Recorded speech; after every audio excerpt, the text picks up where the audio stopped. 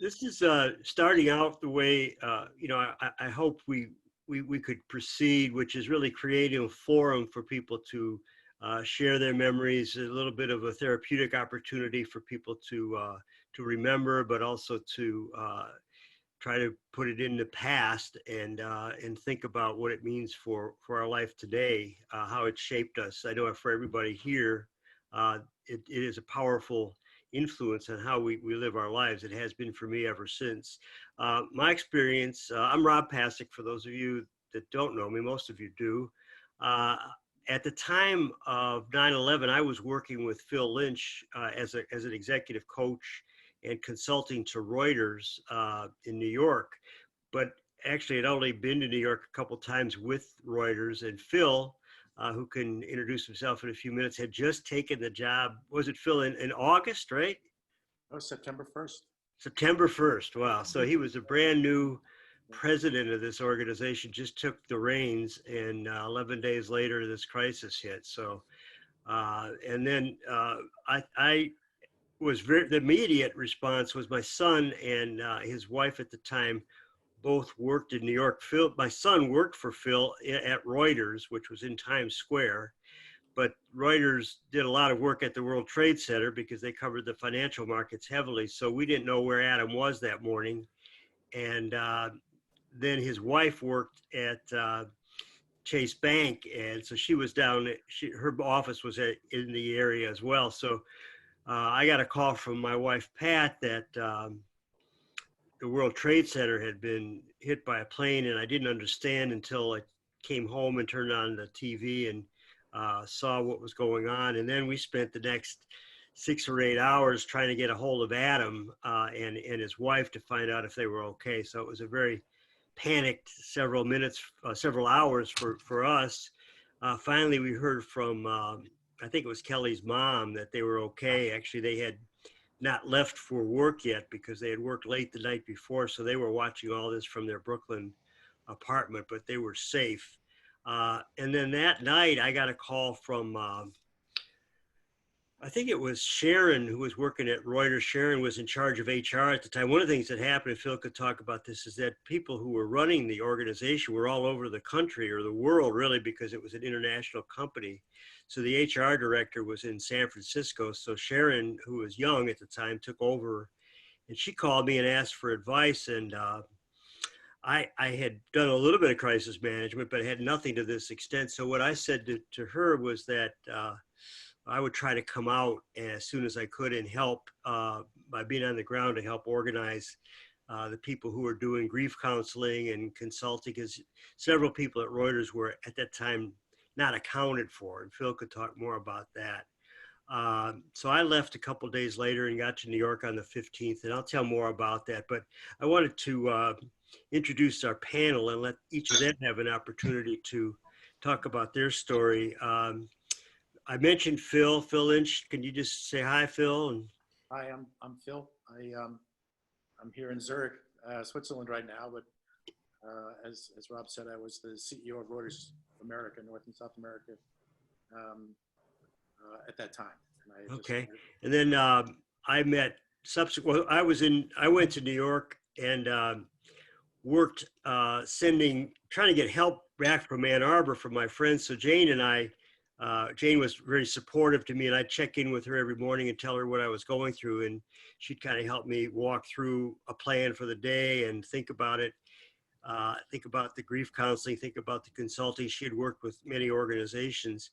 So Jane, could you just introduce yourself? Because then Jane came out a couple weeks later to help out and to work on a case study, which has been written about Reuters' response to 9/11. So Jane, could you introduce yourself to the group? Yeah, I'm Jane Dutton, and I'm semi-retired from U of M faculty, and at that time, again, was in the business school and psychology, studying compassion in organizations when this all happened. So I can talk more about that day, but that's enough. I'm so happy to see Phil was one of my major inspirations, Phil and Rob, about what I saw unfold. It's so good to see them and remember what I got to document.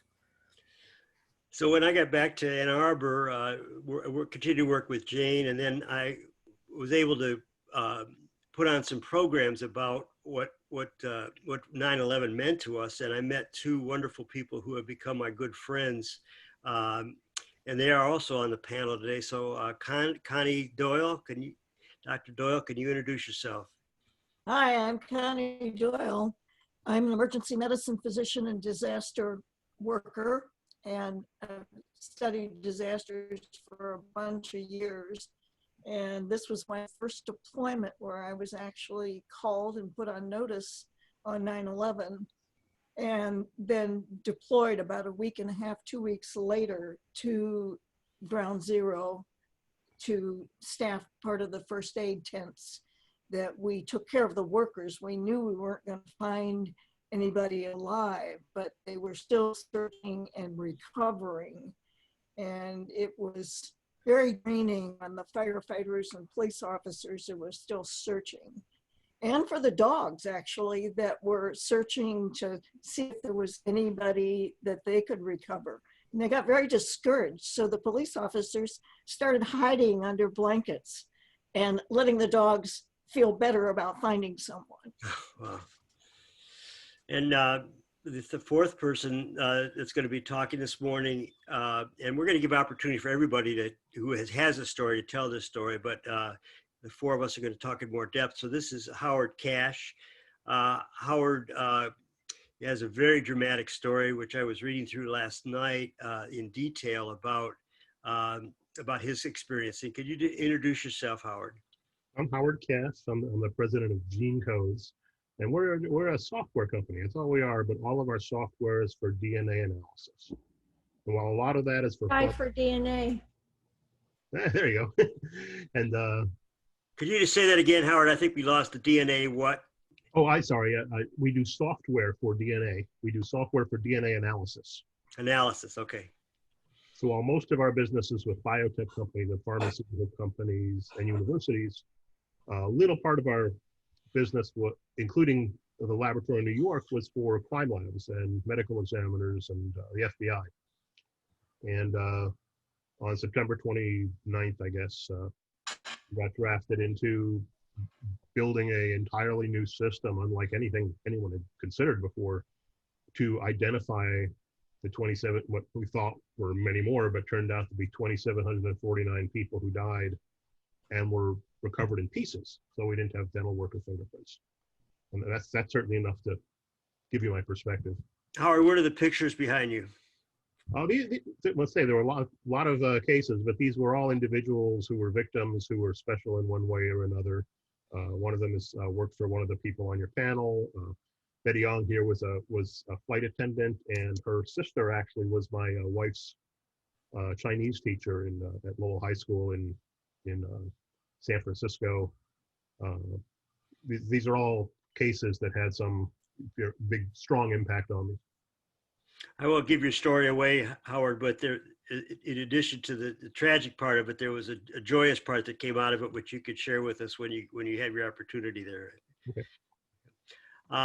So why don't we start with Phil? You were there. You were the person there at the time. Maybe you could tell your story, in brief, and then talk about the impact it's had on you. And I know it's been hard for you to even talk about this. So this is one of the first times that you have done this actually on the day. So I appreciate you doing that. And you're coming to us from Zurich. Oh yeah, thank you for the invitation. It's true. I try not to think about it too much. I don't know why. But, Phil, could you be a little bit louder? It's a little hard to hear. I do try not to think about it too much, and I don't talk about it often. So, but here goes. So my first reaction in thinking about it was the utter chaos. And I think of the word terrorism and how appropriate a word that is, because as I think about that day, and hey, this guy's in Zurich. Zurich. Yeah.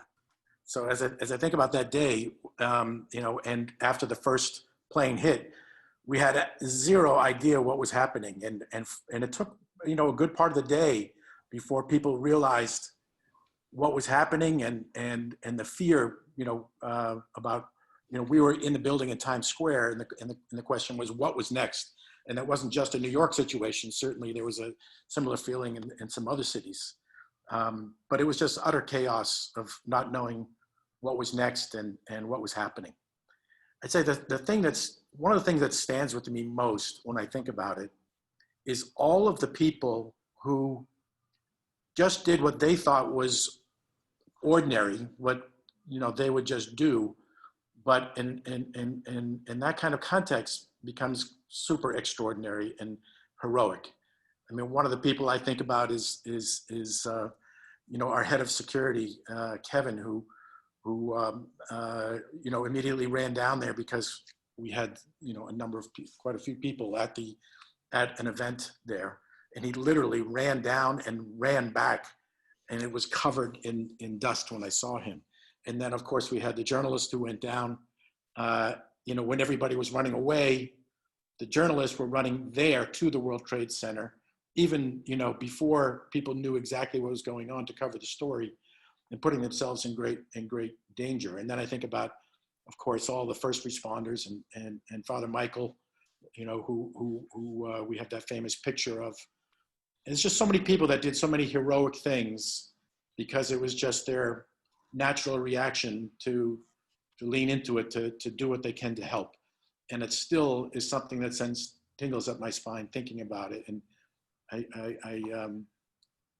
anyway, so that's what I think about. I think from a professional standpoint, only 11 days earlier, I had been named the CEO of the Reuters division. And I think, if I'm truthful, at the beginning, I think that was very much of an ego boost for me.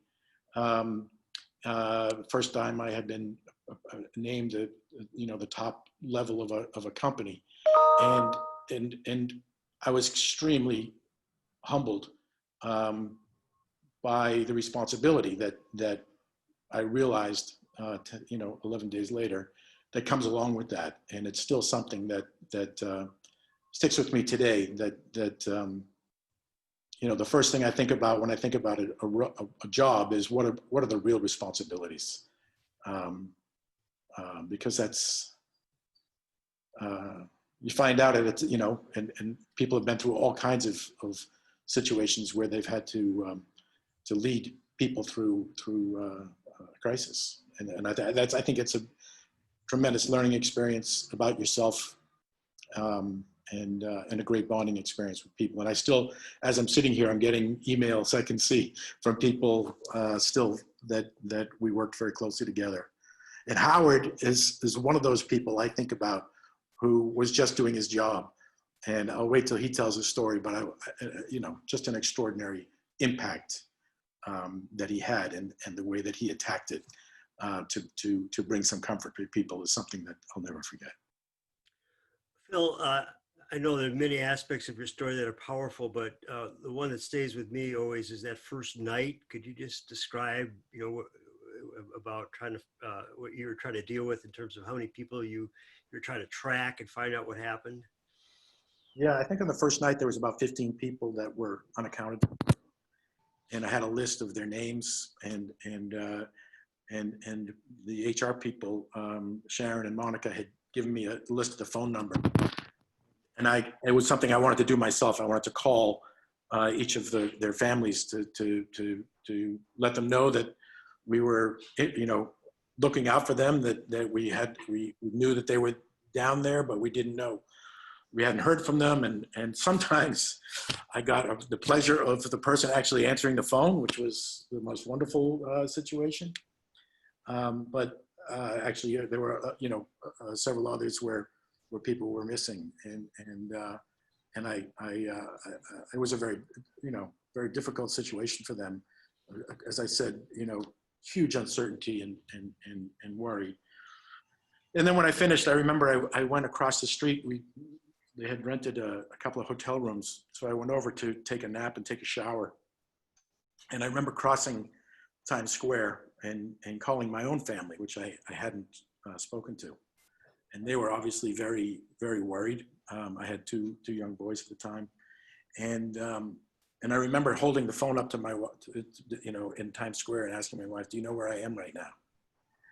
And I said, "I'm in the middle of Times Square," and you could literally hear a pin drop, and it was smoky, and it was there was clouds everywhere, but it was eerily silent. And then so after I took a shower and I got some sleep, I came back to work probably at very early, and then around 6:30 I got a phone call from the lobby that there was a woman here to see me in the lobby, and it was a woman who changed my life at the time, Nellie Brzezinski, and she had a son, Alex, who had emigrated from Russia with her when he was 13. They had escaped together, and Alex was everything to her. He was her son. You could see he was everything to her. And she was adamant that we help her find Alex. And so we came up and started a wonderful relationship with Nellie, but that's the story. And maybe you could just say that Alex would eventually, you never were able to locate Alex. He perished. Is that correct? Alex was one of the people that perished. Yeah, he was at the conference on the top of the World Trade Center, and the windows of the world was down. Wow. But Howard has a lead into that. Well, Howard, let's go to you next, and maybe you could tell your story. Thank you, Phil, for sharing that, and say hello to all the folks that are sending emails. I know I have made many friends during that time, and of course everybody is scattered to the different companies now, but it's a very, very powerful group of people in terms of the connection that still remains 20 years later. So Howard Cash, good morning. Thank you for joining us. Did you send your 3 kids off to school yet, or are they all homeschooling? No, they're all at school, downstairs. Yeah. Oh, they're at school, at home, you mean? Yeah. Okay, yeah. So Howard, can you tell, you mentioned you do the DNA. What was your story those weeks? So we started back in 1997 to do a little bit of forensics work, and it was actually a money loser for the company as a business. But it was interesting work for the Armed Forces DNA Lab that works on identifying remains covered from the Second World War. And New York was one of our clients. And on September 27th, I got a call asking if I could be in New York the next day. My assumption being that they wanted us to donate software, which of course we would do. And when we got there, to shorten this story as much as I can, it was a terrible mess in the medical examiner's laboratory. New York City had and has the largest forensic DNA laboratory in the country. It dwarfs the FBI lab. So the FBI built a bigger lab, and so New York City built a still bigger lab. It's a funny competition they have going. So it was the one place in the country that could meet their statutory obligation to identify the dead. But all these different groups were sending in different tools that didn't talk to each other. And at the end of the first day, we were asked to build something from scratch to try and rationalize all the information so they could figure out who was who. And I said to the person asking me, the administrator, we can't do this. We don't have anywhere near the resources to do what you want with unlimited money in the time you want it. And I clean this up usually, but I'll use the real words here. He said, well, who do you recommend? You know most people in this field. And I say, I know everybody in this field, bioinformatics. I said, nobody can do what you're asking. And he said, that's what we thought. So figure out what you don't have, hire who you need, and don't be the one who, you don't want to be the one who fucks this up. So I said, oh, well. So we started working literally 24 hours a day. Me more than anybody, I would basically work until my eyes were burning, and I would sleep for 45 minutes or an hour, and usually on the carpet in my office, and then keep going, for another 18 hours or 20 hours, and sleep for another 90 minutes. And solving problems as they came up. Kind of just unimaginable problems, like the dental work and DNA not being in conflict for remains because, and I'm sorry if this is too direct, but one person's jaw having been recovered from inside the chest cavity of another person. I mean, who could imagine trying to allow for that sort of thing? We were building new technologies every day, and the staff was just doing heroic work, just doing amazing work. And I remember in December, we released the first version on December 13th and made 55 new IDs when only 105 had been made since September 11th using DNA. Because they had the information, they just couldn't find it. And later that month, I went to a funeral of a firefighter named Dana Hannon, and I didn't know till I got there that there were no remains, that they actually stretched a flag out over 3 helmets being held by family members that had been at stations he had worked at. And I felt horrible, I don't know, inexplicably, but horribly guilty. I said, how many of these no-body funerals are going on around the country? And, is there a way to squeeze more than 24 hours out of the next day? New problems came up every week. We released new software every single week, which could allow no errors. Were you there most of the time then? Or did you remain in New York? I had one staff member living in New York, and Mike, and I would work in Ann Arbor with the engineering team, fly out every Friday on a Northwest flight at 6:15, deliver new software, usually come back on Saturday, sometimes on Sunday. Everyone was working 7 days a week, collect the new requirements, phone them back to the office, then get back to managing them at home, and then flying out again the following week. One person who worked there, who worked at the medical examiner's office, Elaine Marr, most impressive woman I ever met. She had been on a plane on 9/11, and she was flying from LaGuardia to San Francisco for a wedding. And if she'd taken a flight at the same time from Newark to San Francisco at 8:20, she would have crashed in Pennsylvania on 93. She took the LaGuardia flight, and she got grounded in St. Louis. And there's a whole story there, but she came back, and after she finished the cases that were prepping for trial that she'd been working on, she was made the lead supervisor of the World Trade Center DNA identification unit. So all 22,000, at least the information from all 22,000 pieces of people who've been recovered, 2,749 people and 22,000 pieces went through this one woman. And it was brutal. It just brutalized her. And she and I would both usually be up at 2 or 3 in the morning, because if I had a problem when I called the office, she would pick up the phone to kind of work out what the issue was. And again, just to shorten this story, she retired from city work. She moved to Michigan, and our 3 children are downstairs doing homeschooling right now. Did you say her name? Elaine Marcash. If people ask how we met, I say I picked her up in the morgue. And I just remember, Howard, how we met, and that is you called my wife, Pat. I called the Red Cross, yeah. My wife, Pat, was working for the Red Cross and came to New York.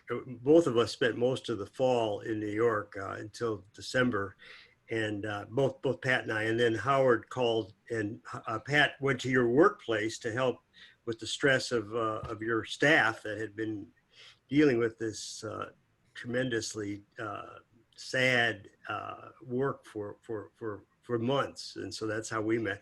Howard, could you just tell why is it, this may be evident to people, but why is it so important for people to find remains? What does that mean for people? Well, let me answer that, but I just want to make sure I don't leave off one story. Phil mentioned Nellie Brzezinski, her son Alex, and I actually heard that story at a seminar that you put on, Rob, when I first met Phil. And of course, I went to the end of this, and he had not been found. And I went, right to my office and went through the data we had. And in the conventional DNA testing, there was nothing close enough that could possibly be called a solid ID. And there was some new technology looking at individual bases of DNA that had just come online and actually had never been used anywhere in the world before for forensics. And within the hour, I knew that we had found that I could identify one bit of remains from Alex. And we had to actually make some changes in the software to generate statistical certainty. But it was that seminar that you had us kind of finish off that piece of technology that hadn't been done yet, that helped us find Alex, because of him find some others. But people have been lost kind of at sea for thousands of years with no remains, and it's always painful to the families. My personal feeling is that this was harder for people because they knew right where somebody died. They actually watched it happen. They could see on TV from every possible angle where in this 16 acres, somewhere in this 16-acre site, someone they loved, their remains were, even if there was nothing left but ash. And it's very hard to leave them there. And it's going to be a construction site eventually. Someone's going to put another building on top of it. And while some people finally signed some paperwork saying, I've had a memorial service, please don't return my wife in small fragments if you find her at this point.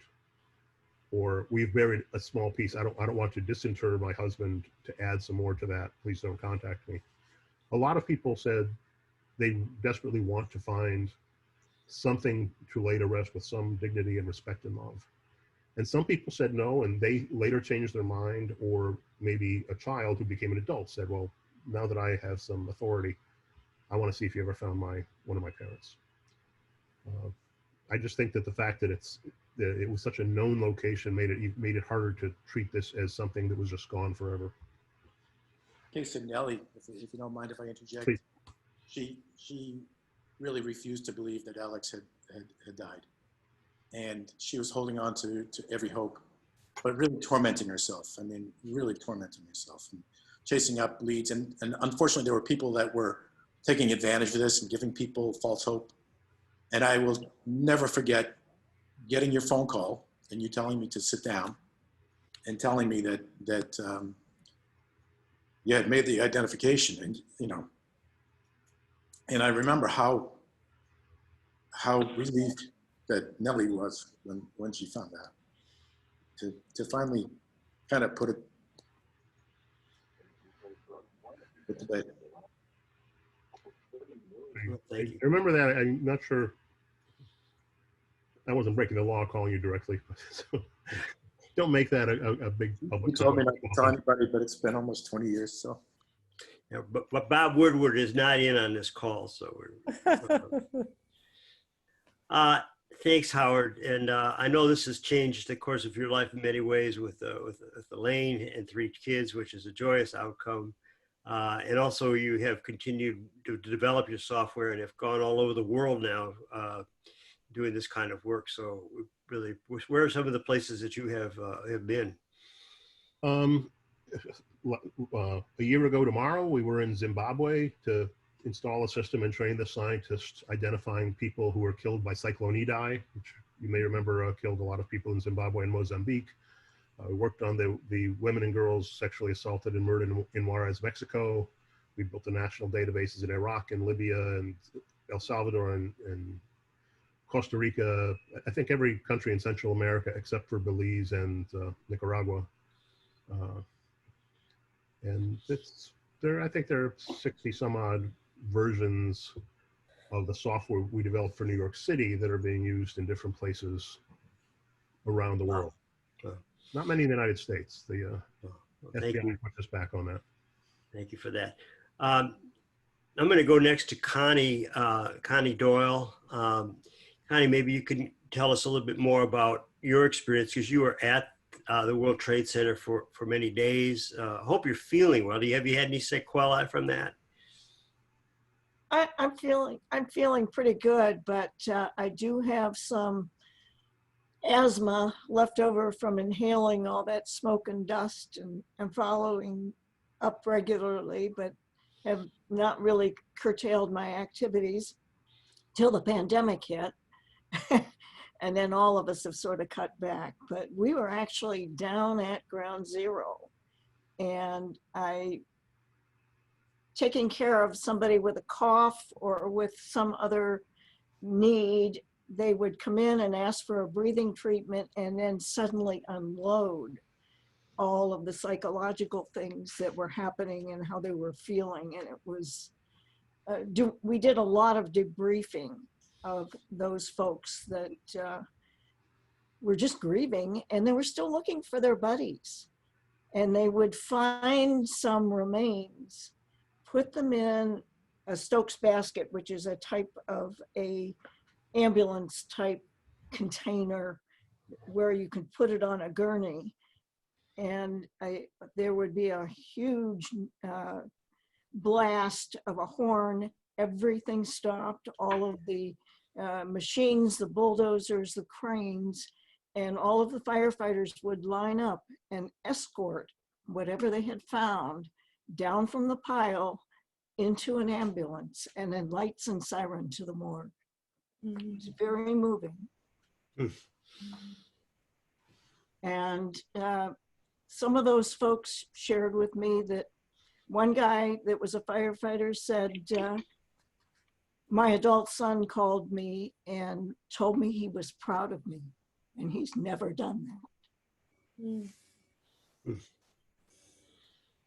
And other people needed a lot of debriefing. One poor dentist was calling families for dental records and putting them into a computer system, knowing that there was not going to be enough, that maybe giving these families false hope. And we spent about 3 hours in the hallway at the Sheraton in Times Square where we were staying, talking about the fact that he felt he was doing useless work. And he was due to go home the next day, but after discussing it and venting, he felt, I think, a little better. So you were there to do medical work, but a lot of it ended up being the psychological side of the medical work. Just Absolutely. Yeah. And I'd had critical incident crisis management training, so it was really put to use having had those systems as part of my disaster training. What are some of the thoughts you have today about what we've learned from this, and what how it's impacted your world of emergency physicians, of preparedness? I think part of how we came together as Americans, and we were Americans first before any other divisions, and that has stayed with me, that it's less important to be whatever category of human than it is to be an American. And until you've done that kind of thing with a group of people, and we were actually loaned to the Florida team, and the Michigan team, thank goodness, was on midnights and I was on afternoons. But we all meshed together as a team and rose to whatever people needed, including just a change of underwear or deodorant. And we carried all that in the medical station as well. And just to sit down with some of the people that were out there on the burning pile and still spraying down the debris with water, because it was still burning at that time. And it burned from the time we were there through November, from what I understand. Wow. So, and well, there's so many things to ask, Connie, but you know, I thank you for doing this, and I'm wondering, in terms of the connections with people, and also about the firefighters, what are happening in terms of health consequences for the first responders that survived, but were on that pile? Can you update us on the conditions that were created by that? Well, there was asbestos in the first 44 floors of Tower 1. And we know that that's a carcinogen. And a lot of those firefighters were there day and night for weeks at a time. And there were firefighters and police officers that came from all over the country to spell those folks at the station so they could go down and try and help out at the site of Ground Zero. A lot of them had lung conditions, including cancer, and many of them died a premature death. Same with some of the police officers that were there. And we had National Guard, we had Treasury agents, which I didn't understand why, but they were down at the scene with guns. Turned out there was a bank with a vault of gold underneath all that. So all of us were exposed to some degree or another to burning jet fuel and different kinds of dust. We were told not to sweep for the first week we were there. And dust was just piled everywhere in all of the buildings and the streets. Okay. I know I'm listening this morning to public radio, and some of the people, we go every year to the site, but they can't go this year because of the COVID and their conditions. The combination prevent them from visiting the site where their brothers and sisters died. So very powerful. Jane, I'm going to let you share. You've been teaching about this, and what aspects of it do you want to talk about this morning?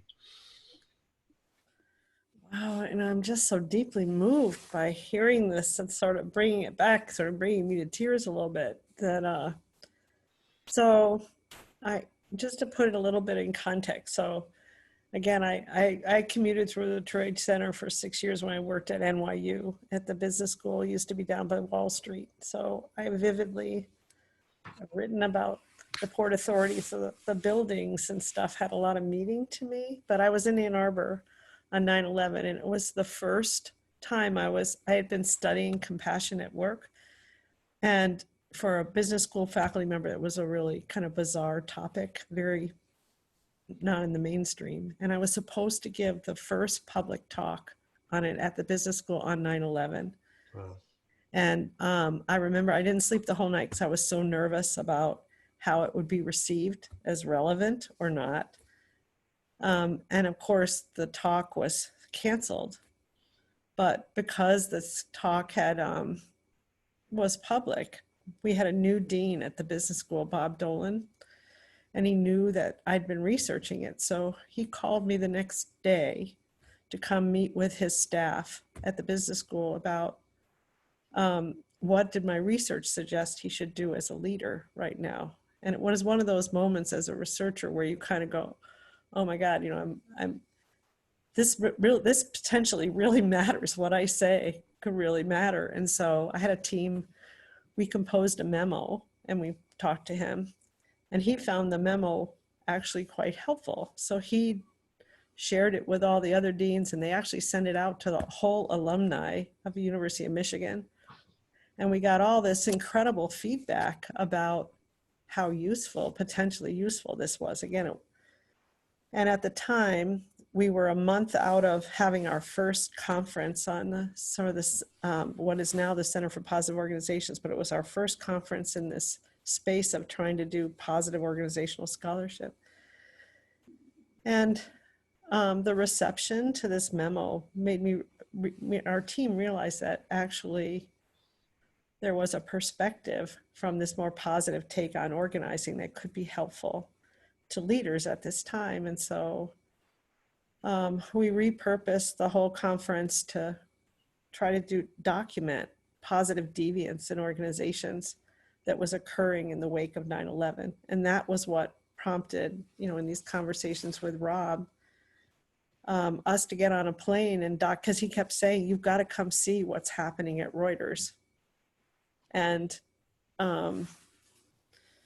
so I was one of the privileged ones that got to go with a doctoral student to New York and document not just what Phil was doing, but some of the stories around it. And honestly, it was the most meaningful thing in my 40 years as an academic to witness kind of a really positive deviance in action, because it wasn't just from a heartfelt compassion way that Reuters and the whole team did a great job. But they put the markets back up. They technologically did an amazing, incredible job. So, so that story, for me, I guess I just wanted to say, that event shifted the whole birthing of this positive organizational scholarship field that I've been a part of. It was sort of born in the fulcrum of 9/11 and trying to understand and document what really calls forth extraordinariness in human communities. And could we, from trying to understand that, have lessons so that we could, help young leaders imagine new possibilities for not just the difference they could make, but the difference their whole system could make for vexing problems and situations. So yeah, it was a really meaningful, horrible, beautiful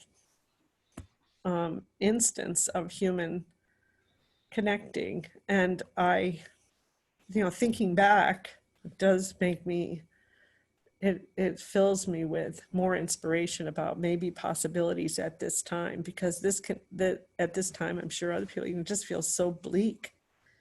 And as a grandmother now, not just a mom, I'm scared for the future.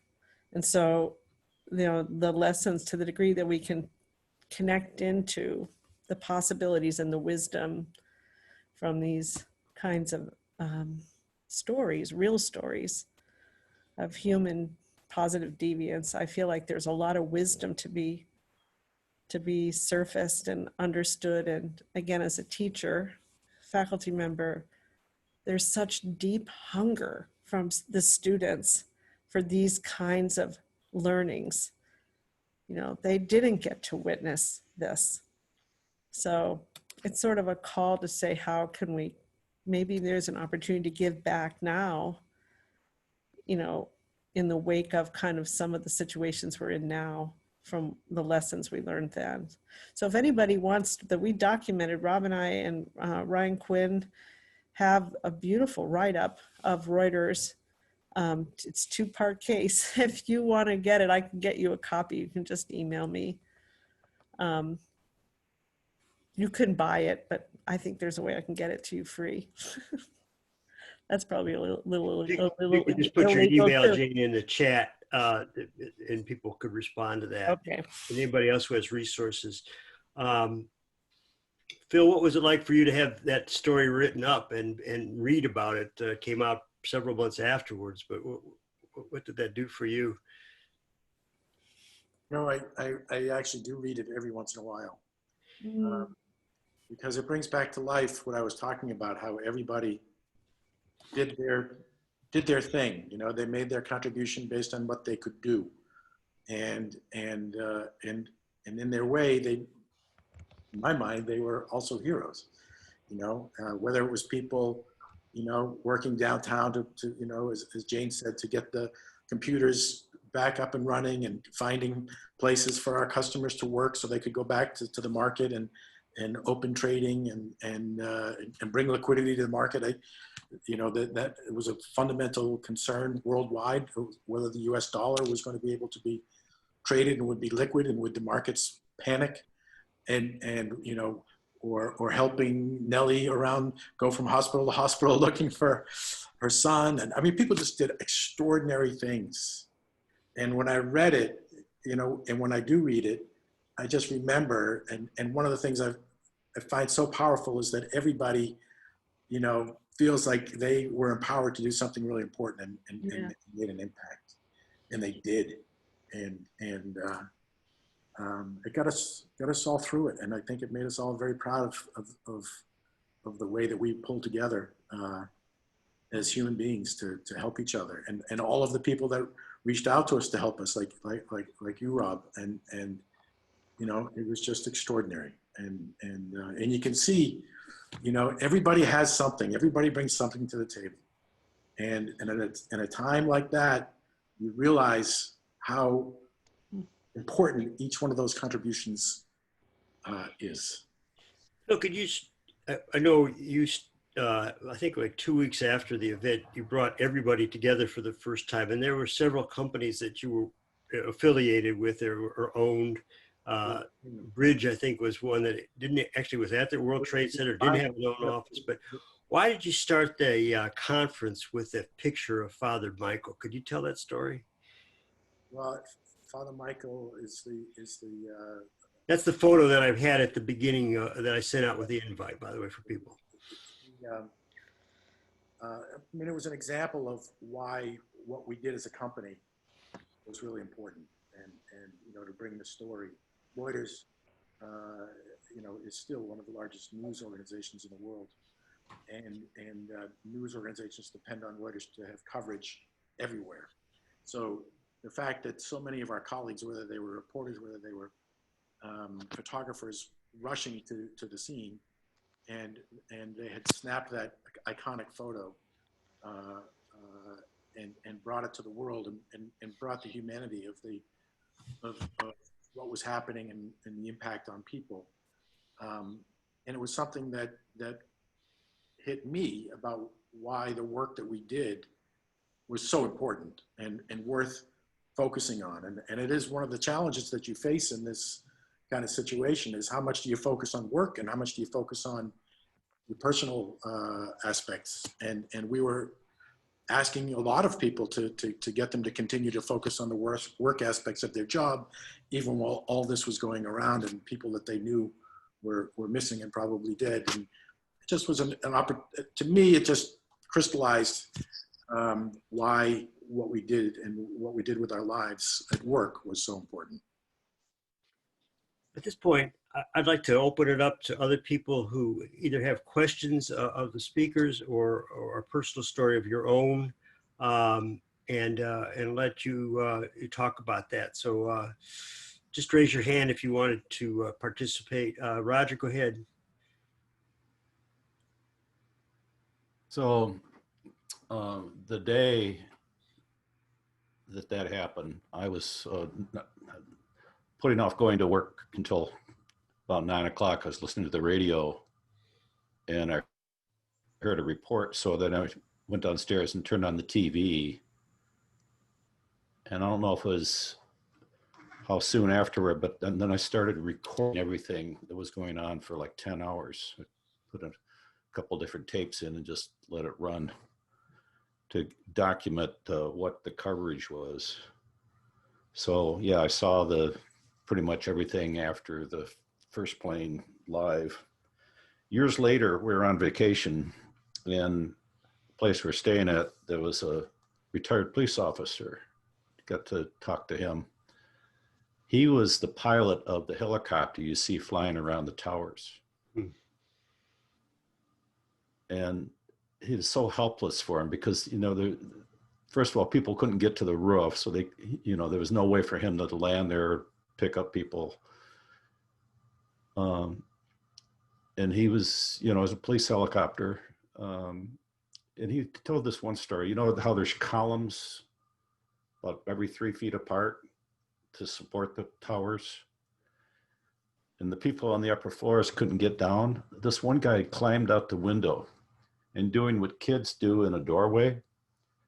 He was supporting himself, going down floor by floor, bracing himself against these towers. And he said he made it down several floors and then the whole building collapsed. He was gone. But he also told that this was one of the greatest rescues in history, because there could have been so many more people that died. And everybody that was there, there's miscommunication. The fire radios didn't communicate with the police radios, so they couldn't respond as well as they could. So that's a lesson to be learned, is to have communication through emergencies like this. But he said, the thousands of people that were able to make it out could have been victims. And the other thing he said is that the Coast Guard had a big hand in to get people off Manhattan Island without the transportation running as normal. All of these boats of any kind were going back and forth, and the Coast Guard was coordinating all that. And that's an infrastructure we saw later with Katrina in New Orleans. You know, we have this infrastructure set up just in case, and they adapt to crises. And we need to preserve that. The government is infrastructure. And we're seeing attacks on infrastructure now that's going to leave us unprepared for future tragedies. Well, Roger, appreciate your comments. And Roger has done a tremendous amount locally to work on the Gelman issue. So, you know, believes in what he's saying in terms of trying to do things to make a difference in it. How many year battle? It sounds like you finally have come up with some kind of resolution. So thank you for that, Roger. We got other people. Not really. The resolution now is the same old. Oh, you're not saying, okay, all right. Well, we have to hear more about that. We maybe could do a session of Leaders Connect. And there's several public meetings. Yeah. Well, Roger, let me just State. I've got other people. We're just about out of time, but who else? I know, Ken, are you still there? You have quite a story to tell about you being in New York at the time. Well, there's so many stories, but I've just been so moved by the 4 people that you've asked to come on. That's what's really had meaning to me. I just want to pick up on what Jane said, because what I found was the kindness of people. Everybody was concerned about each other. I was there from Tuesday morning till Friday morning when I rented a van, hoping to pick up some people at Northwest Airlines. There were 90 people there that had been there since Tuesday. Unfortunately, none of them took me up. I was driving this 9-passenger van home. But what gave me that idea was the CBS News crew took over the hotel that I was in because they just wanted people to stay there. You just happened to be there just accidentally. Is that correct? I was there on business, right? Yeah, yeah. And every time I get step on the elevator, somebody said, "Does anybody need a ride? Anybody need a ride? Anybody need anything?" And that night, a colleague of mine, the night of 9/11, invited me to dinner. I walked from 57th Street down to 27th Street, and they had a small child. We decided to go over to Chelsea Piers, where people were to come who were the injured, and of course there weren't any. Looking down at this smoldering building, and then to be in the company of this infant child was such a contrast that had a great impact on me. And the woman who was hosting me for dinner, her husband was the Saturday Night Live music guy. We were to present the play we were the first stop for a play that she was producing that would go nationwide.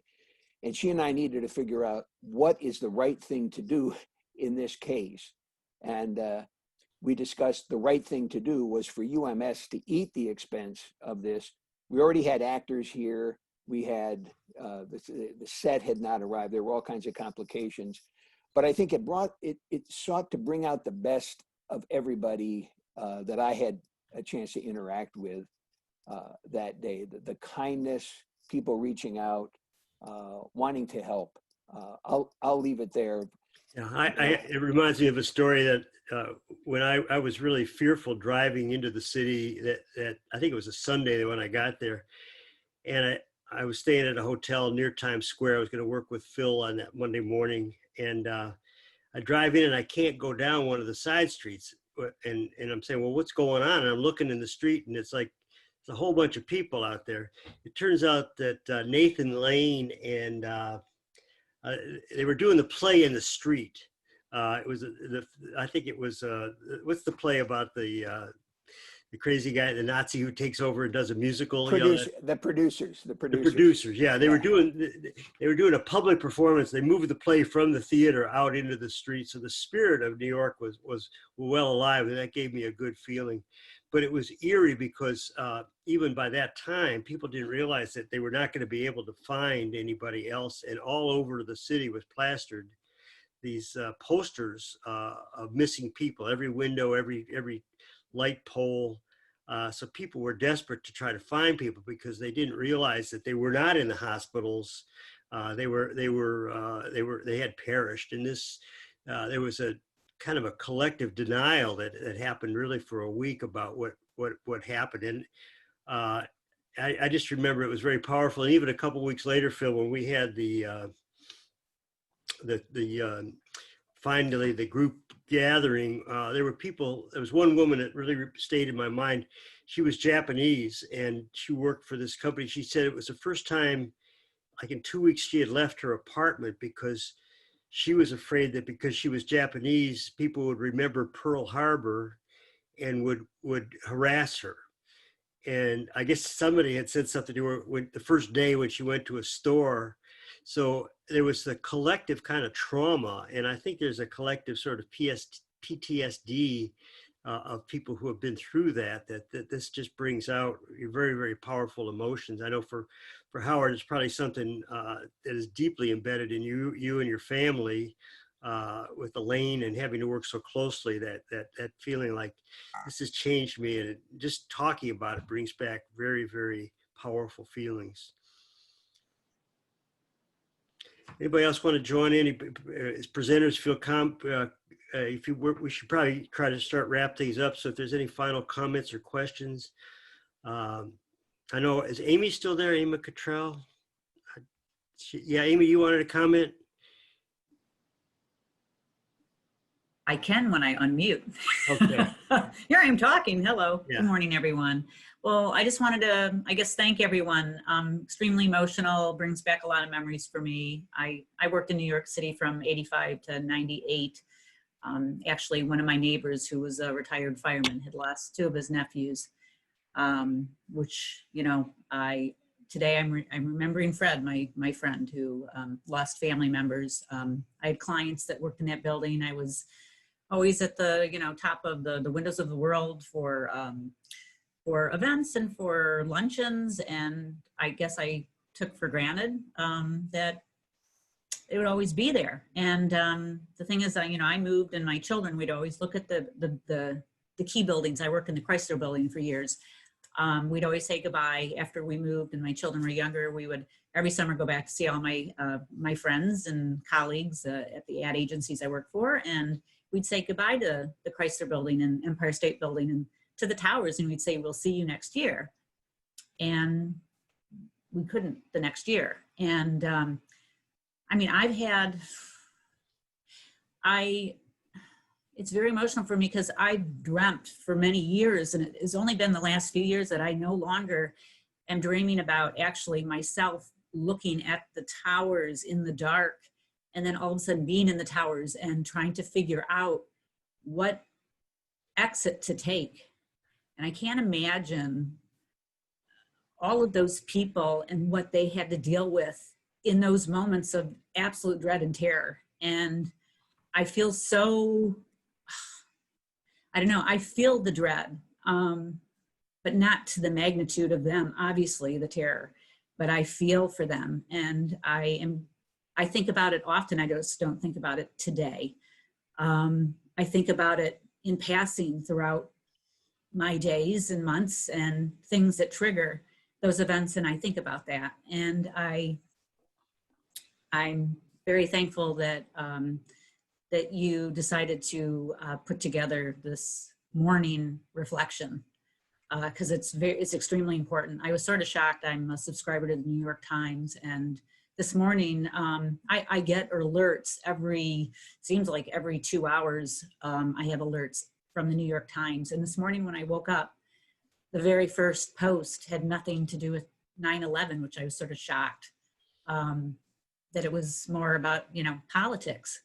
And I haven't, since I've been on here, I haven't looked to see whether the New York Times has given me the latest about remembering 9/11, which is today.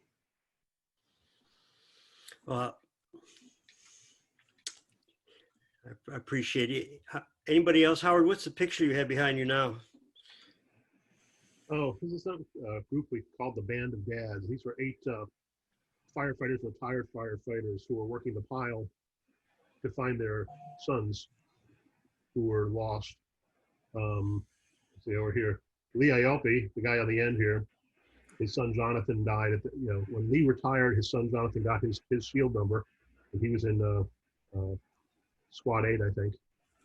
And Lee found his son intact, held together by his turnout gear. None of the others did. Is Lee the one that started the museum? He started the museum. He was the best Yeah. man at my wedding. Okay, he's best man at your wedding. Wow. Yeah.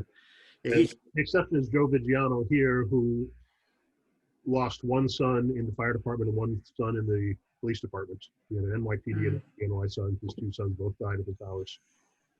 And I think that something that maybe Phil could comment on is that we know that a lot of people were in the fire department and police department that were lost, but the people that were lost at the towers, most of them were in the same profession. And so it really hit the investment community. Could you comment? Because it's like people were going to 20 or 30 funerals because they knew the people who died were and from one area of the world, I guess, like North New Jersey. There was one firm that was up there that was, that kind of hit them square. It was Cantor Fitzgerald. But then there was a conference on the Windows of the World restaurant, which was on the top floor, on financial risk management. And that's why there were so many people from various companies all there that day. And of course, I remember doing some grief counseling, and one of the people was really the most distressed of everybody. And it was because he was supposed to be at that conference that day. And he woke up, with a toothache. Was that it, Phil? Some kind of. It's too serious, in hindsight. Yeah. So he called a friend and said, "I can't make it this morning, but I got this ticket to the World Trade Center. Can you go? I've got to go to the doctor." So he stayed back, and his friend went and perished in this. And so this kind of grief, the guilt over that, I mean, something that was purely unintentional, but it was just awful for this person, to deal with that. And I think there were all kinds of stories that I heard from people that just felt like, well, why not? Why me? Why not me? The survivors had tremendous difficulty dealing with this. So, it was very impactful. We need to wrap up. I'm not sure if I'm up for how to wrap this up. This has been very powerful this morning. And much as Amy said, I decided to do this Wednesday night when I turned on the TV and came across a National Geographic reenactment of the scene that was going on in Canada, where they've made a play now of it's called Fly. Let me know the name of the play. I'm sorry. Come Fly Away, I think. Come Fly Away, yeah. And it occurred to me, like, well, nobody's talking about 9/11. It's 2 days away, and I'm not talking about it. And I've run Leaders Connect for over 20 years, and I've done a lot every time, and I just kind of let it go because was so focused on the COVID crisis and the election. So I decided at the very last minute, and I was able to call these 4 people late Wednesday night or early Thursday morning, and they said they would be there for it. And we've got over 30 people that signed up for it. So I just want to appreciate all of you for sharing and for coming together on this. And this video of this Zoom talk will be available next week. I'll post it on my blog, and I'll probably post it as a Dr. Rob blog post. So Annie, we should be sure to get this up on Annie's helping me with redoing my website. So Annie, want to raise your hand there, and we'll be sure to get this up next week. Anybody else want to have comments? If you have other stories to tell, we certainly put it on the chat. Anyone want to just wrap up? It was really to talk about it, and that's a very important thing to reflect. And there was a lot of positivity, a lot of silver linings that came out of this, and I think that's a key message that we walk away from. So thank you for organizing it and for everybody to participating. Rob, the show is Come From Away, and it's about all the planes that were brought to this one Canadian town and how the town responded to all the influx of people. It's an amazing story, well worth seeing the show because it's true. Yeah. All right. Well, everybody be well, and I hope we can take these lessons learned. Jane, I know you're doing a lot to try to teach from this and have people be inspired, stay away from the negativity that is so pervasive in our country right now, and find a positive way, because I think people are going through this right now in California. It's just really devastating what's going on in various parts of our country. Much the same disasters that we're trying to get through. So thank you for, I think, tapping into this collective grief. I know we've all had tears in our eyes as we've talked about this, but let's go forth with positive lessons learned. Thank you all very much.